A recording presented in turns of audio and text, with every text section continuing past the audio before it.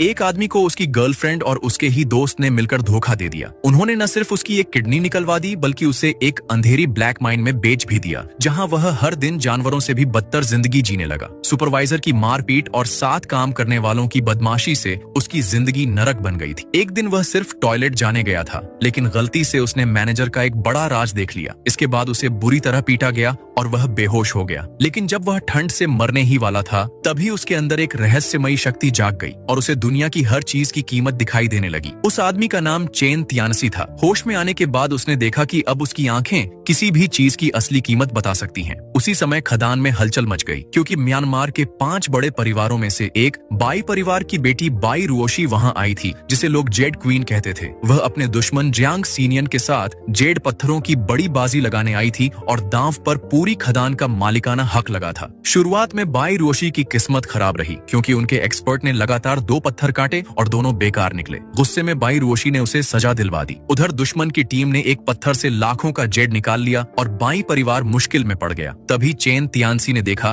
कि तीसरा पत्थर भी बेकार है और उसने सबके सामने यह बात कह दी। एक गंदे कपड़ों वाला मजदूर इतनी बड़ी बात कहे, यह सुनकर सब हैरान रह गए। सुपरवाइजर और एक्सपर्ट गुस्से से भर गए, लेकिन बाई रुओशी को उसकी हिम्मत पसंद आई और उसने उसे मौका दे दिया। पत्थर काटने पर सच में उसमें बहुत कम कीमत का जेड निकला और एक्सपर्ट की बेइज्जती हो गई। फिर उसने गुस्से में दूसरी शर्त लगा ली कि अगर पत्थर गलत निकला तो वह अपने हाथ काट देगा। चेन तियानसी ने एक नजर में देख लिया कि पत्थर ज्यादा कीमती नहीं है और उसने शर्त मान ली। आखिर में वही हुआ जो उसने कहा था और एक्सपर्ट हार गया। बाई रुओशी ने बिना दया किए उसके हाथ कटवा दिए। अब आखिरी मौका बचा था और बाई रुओशी ने चेन तियानसी पर भरोसा कर लिया। चेन तियानसी ने शर्त रखी कि अगर वह जीत गया तो उसे इस नरक जैसी जगह से बाहर ले जाना होगा। पत्थर काटने पर इस बार किस्मत पलट गई और उसमें से 70 लाख की कीमत का टॉप क्वालिटी जेड निकला, जो दुश्मन के पत्थर से कई गुना ज्यादा था। इस जीत से बाई रुओशी ने न सिर्फ खदान बचा ली, बल्कि चेन तियानसी को भी आजादी देने का फैसला किया।